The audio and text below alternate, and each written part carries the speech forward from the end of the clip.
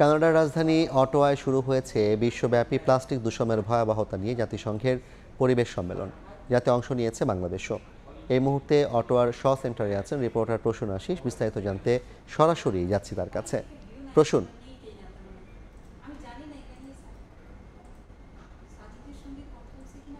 দেখুন দেখুন আমি যদি একটু সহজ করে বলি যে আমাদের প্লাস্টিক যে সামগ্রীগুলো রয়েছে, প্লাস্টিকের পানির বোতল হোক বা প্লাস্টিকের বিভিন্ন ধরনের পণ্য হোক, এখন সারা পৃথিবীতেই এটি সহজলভ্য হওয়ার কারণে এবং এর দামও কিছুটা তুলনামূলক কম থাকার কারণে মানুষ সবচেয়ে বেশি ব্যবহার করে এই প্লাস্টিক সামগ্রীগুলো, প্লাস্টিক পণ্যগুলো বা প্লাস্টিকের বিভিন্ন প্রয়োজনীয় জিনিসপত্র, যার প্রেক্ষিতে সারা পৃথিবীব্যাপী এই প্লাস্টিকের ব্যবহারটি অনেক বেশি বেড়েছে।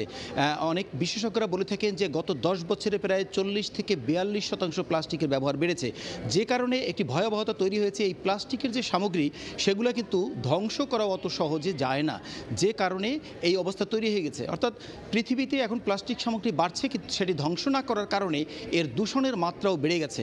এই কারণেই ঠিক জাতিসংঘের পক্ষ থেকে ইন্টারগভর্নমেন্টাল নেগোশিয়েটিং একটি কমিটি,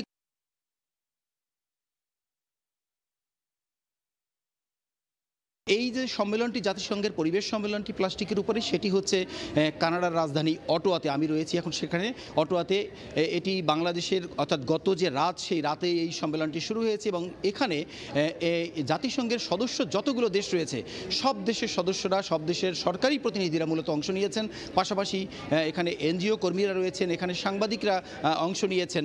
তো আমি যদি একটু বলি আজকের তথ্যটি, অর্থাৎ এরই মধ্যে কিন্তু সেই সম্মেলনটি শুরু হয়েছে। সম্মেলনের আনুষ্ঠানিক উদ্বোধনের পরপরই কিন্তু বিভিন্ন দেশের পক্ষ থেকে তাদের দেশের অবস্থান এবং প্লাস্টিক পণ্যের ব্যবহার কী করে রোধ করা যায় এবং এই যে দূষণের মাত্রা, সেটি কিভাবে কমানো যায়, এর প্রেক্ষিতে তারা কিন্তু বিভিন্ন তাদের তথ্য তুলে ধরছে, তাদের অবস্থান তুলে ধরছে। বাংলাদেশের পক্ষ থেকেও আজ কিছুক্ষণ পরে, অর্থাৎ 1 ঘন্টা পরেই বাংলাদেশের পক্ষ থেকে একটি সেশন হবে, সেখানে বাংলাদেশের অবস্থান তুলে ধরা হবে এবং বাংলাদেশ বিভিন্ন দেশের তুলনায় ভাটির দেশ হওয়ার কারণে অন্যান্য দেশ যে প্লাস্টিক দূষণের জন্য দায়ী, সেজন্য অনেক ক্ষতিপূরণও দাবি করা হবে বাংলাদেশের পক্ষ থেকে এই সম্মেলনে।